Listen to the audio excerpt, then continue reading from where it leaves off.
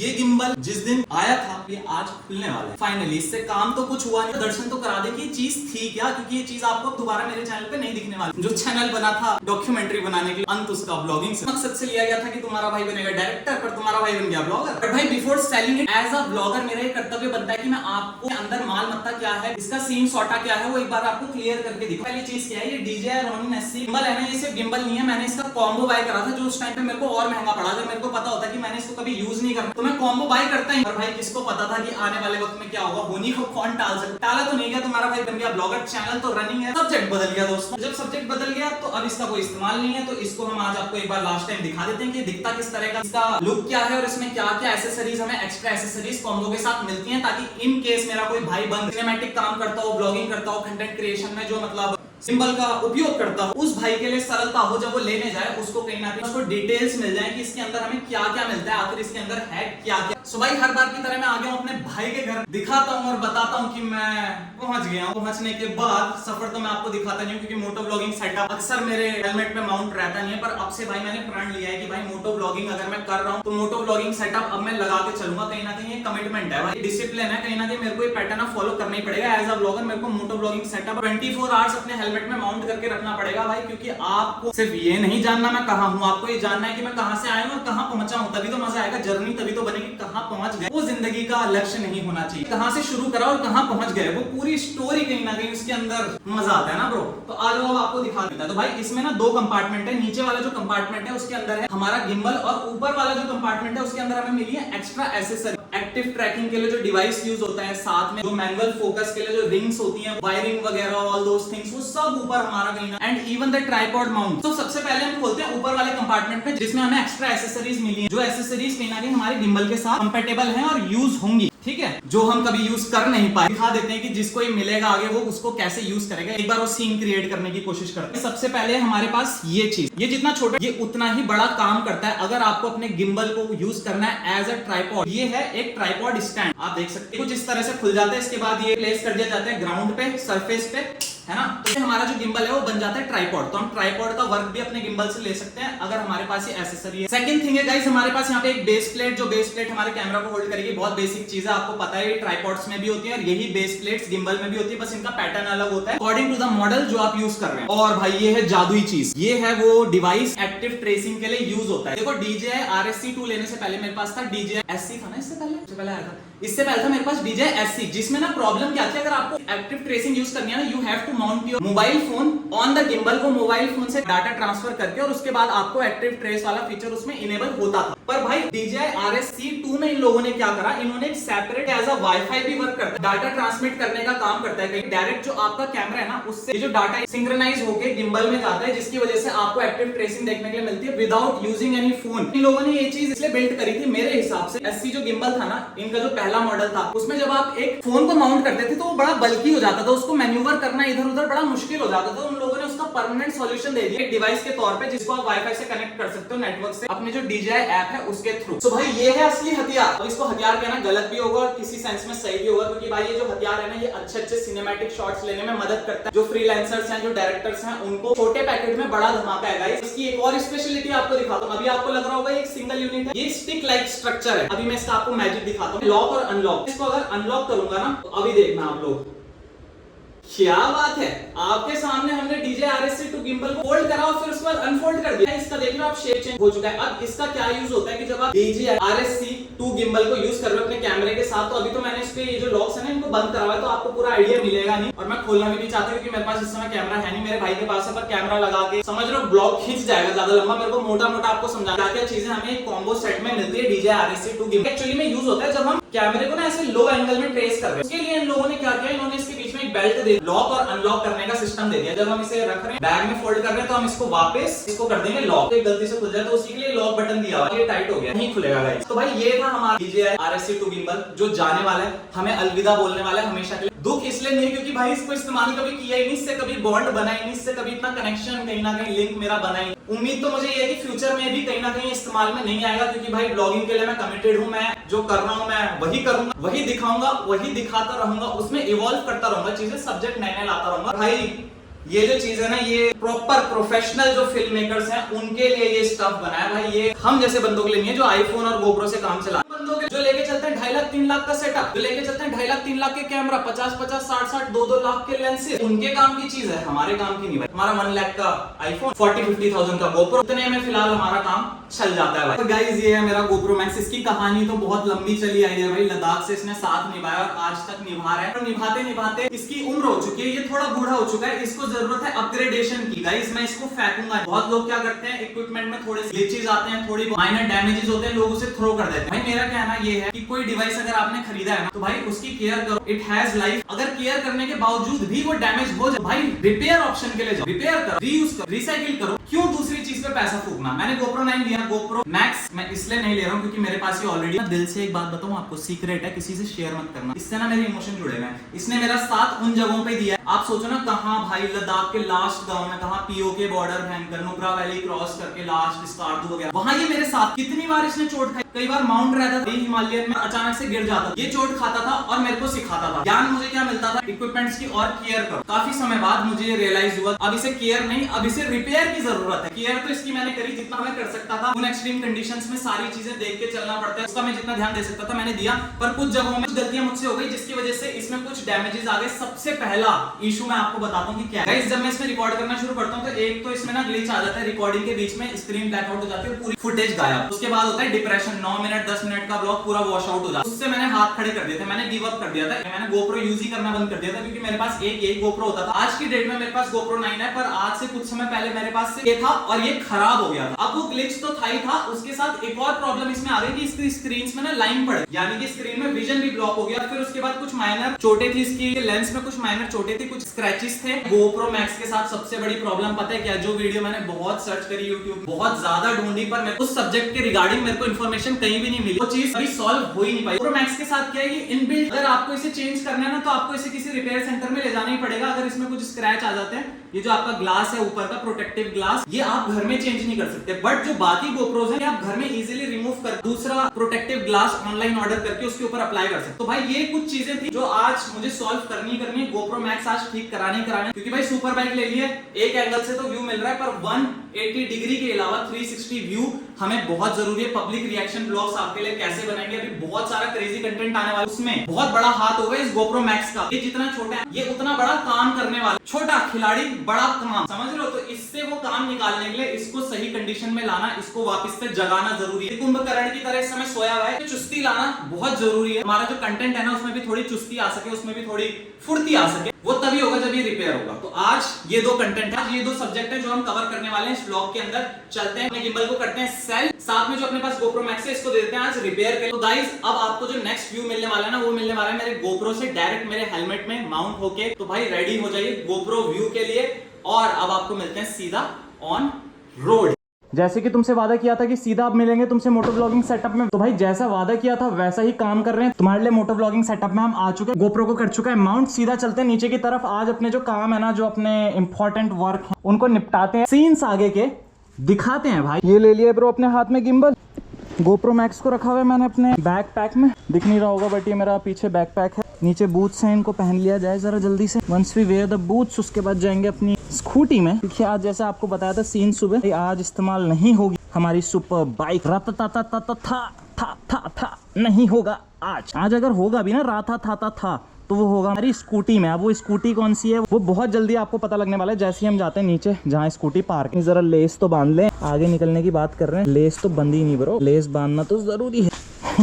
अपना तुम बन के सब्सक्राइबर नहीं करा रहे हो, पूरा करना चाहते हैं हम, बहुत कुछ नहीं करते हो तुम सपोर्ट। हम करेंगे तुम्हारे लिए और खोज लाएंगे और बढ़िया बढ़िया कंटेंट, अगर तुम करोगे सपोर्ट। मत रखो मन में खोट हमारे लिए, करो दिल खोल के सपोर्ट। यहाँ पे भाई ने भी पहन लिए जूते, हम चलते हैं बाहर, तब तक आपको देते हैं स्कूटी का रिव्यू, स्कूटी का बताते हैं आपको स्पेसिफिकेशंस थोड़े बहुत। किलोग्राम यानी कि अपना मार्केट में काम निपटाने। ओ दिस इज द बीस्ट, छोटी बीस्ट। अभी तक आप देखते थे बड़ी बीस्ट, अब आपको दिखेगा उसका छोटा वर्जन, छोटी beast. This is the love bro, this is the we go. So भाई अगर मैं इसके स्पेसिफिकेशंस की बात करूं तो इसमें है 109 सीसी का इंजन, इसमें डलता है फ्यूल पेट्रोल, 62 किलोमीटर पर लीटर का एवरेज दे देती है भाई। तो इसमें तुम ऑल इंडिया राइड बड़े आराम से बड़े प्यार से कर सकते हो। लोग थाईलैंड जाते 50-60 हजार रुपए का पैकेज बनाते हैं, क्यों करने इतने पैसे बर्बाद। तुम ले सकते हो हो वीगो और कर सकते हो ऑल इंडिया राइड। इस बार भाई मैक्स टॉर्क के प्रोड्यूस करते हैं 8.40 Nm का और मैक्स पावर है इसकी 7.90 bhp। भाई छोटे पैकेट में हमारे पास एक छोटा सा प्यारा सा स्कूटी है, काफी अच्छी लॉन्ग राइड्स में, क्योंकि 62 किलोमीटर पर लीटर, मतलब जितना ये एवरेज दे रही है ना भाई 62 किलोमीटर पर लीटर, मेरी सुपर बाइक का एवरेज है अराउंड 9 और 10 किलोमीटर पर लीटर। तो भाई समझ लो कि इसमें कितना बेनिफिट तुम्हें होने वाला है, कितना पैसा तुम्हारी जेब में बचने वाला है। उस पैसे को कहीं सदुपयोग कर लेना, सुपर बाइक मत खरीदना, मैंने तो गलती कर ली। अब आप वीगो खरीदना, वीगो, वी इसमें गो। चलें ब्रो, चलो फिर वीगो में करते हैं आज। वीगो यो ये पता कब गया? जिस दिन मैं चिल्लाता हूँ रोड पे। अच्छा यार बाइक में तो मेरे 2-3 लाख बाइक खड़ी होती भाई, वो बाइक घर में 3 लाख रुपए सीधा था। सो गाइज इसमें ना मेरा एक्सीडेंट हुआ था, उसके बाद क्या है कि हमारा ये जो था ना ये चला गया है। फिलहाल इसको चेंज कराना है, इसमें ना काम काफ़ी कराना है इस स्कूटी में। अभी तक मैं इसे चलाता नहीं था तो मैंने ना इसकी केयर करी नहीं, क्योंकि मॉम इसे चलाती थी, मॉम कभी कभार चलाती थी, बाकी टाइम में खड़ी रहती थी धूप में और बेचारी को सर्विस मिली नहीं सही टाइम पे।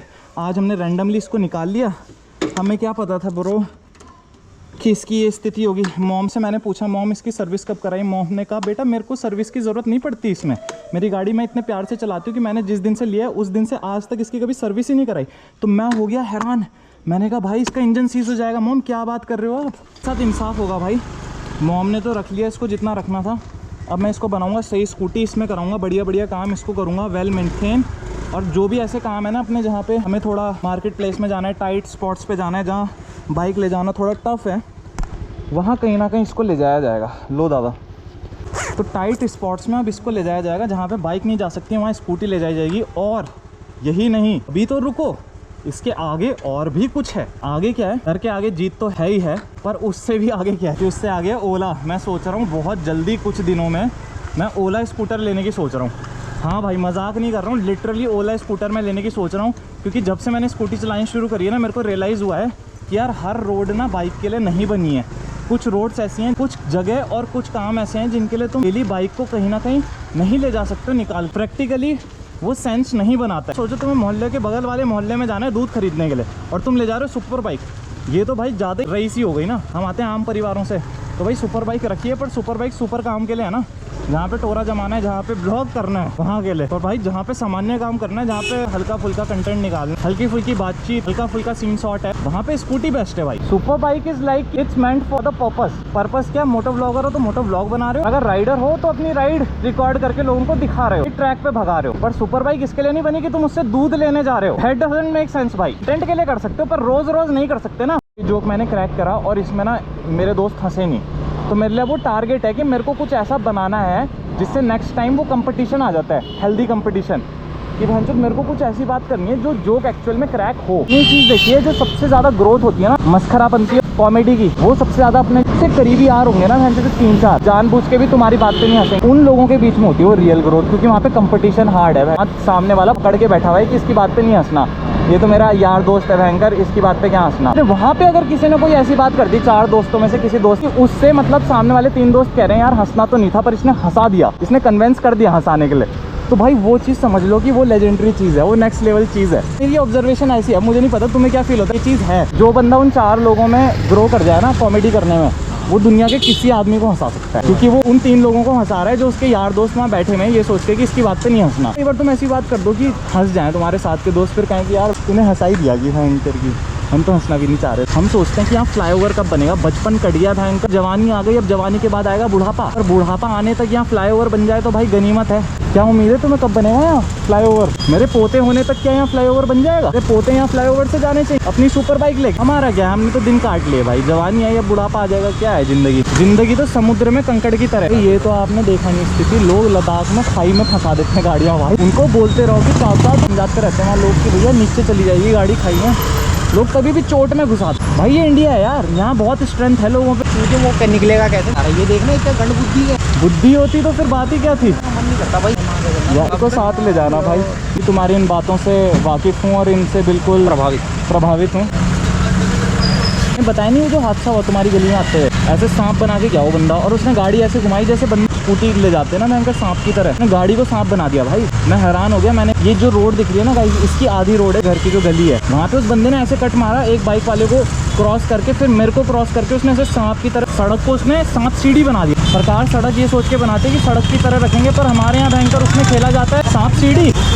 नहीं निकलेंगे घर वाले इधर तो कहाँ समझेंगे भाई जब ये सबको पहले घर पहुँचना है, सबके चक्कर में सब लेट पहुँचते हैं। सब इंतजार ही कर लो, जब लेट ही पहुँचना है तो पहले थोड़ा इंतजार कर लो। क्यों भाई, सब तो जल्दी नहीं पहुँच पाएंगे, सब लेट हो जाएंगे। सब थोड़ा रुक के झुक के थोड़ा संभल के चलो। कौन समझा पे ना, आप देखना जैसे हम वहाँ तक पहुँचेंगे ना चोट तक, वहाँ पे तो वहाँ पे फिर फाटक लग जाएगा दूसरी ट्रेन के लिए। अरे मेरे साथ होगा बैक टू बैक, अभी शायद से ना हो लेकिन ऐसा हो जाता है यहाँ कई बार। स्पीड से चल रही है, तुम समझ सकते हो क्या मतलब। अब कोई बोल दे जरा यहाँ के सिस्टम, ये कैसा सिस्टम है ये समझ नहीं आता मुझे। एल्विश भाई का सिस्टम तो सिस्टम समझ आता है, बिग बॉस जीत के आ गए, पर ये क्या सिस्टम है भाई। ये लोगों का सिस्टम है, ये जनता का सिस्टम है। मनचली और चंचल जनता है, निश्चल निष्पाप जनता। अच्छा एक और बात है ब्रो, सबकी बाप जनता, जनता जनार्दन, जनता जिंदाबाद।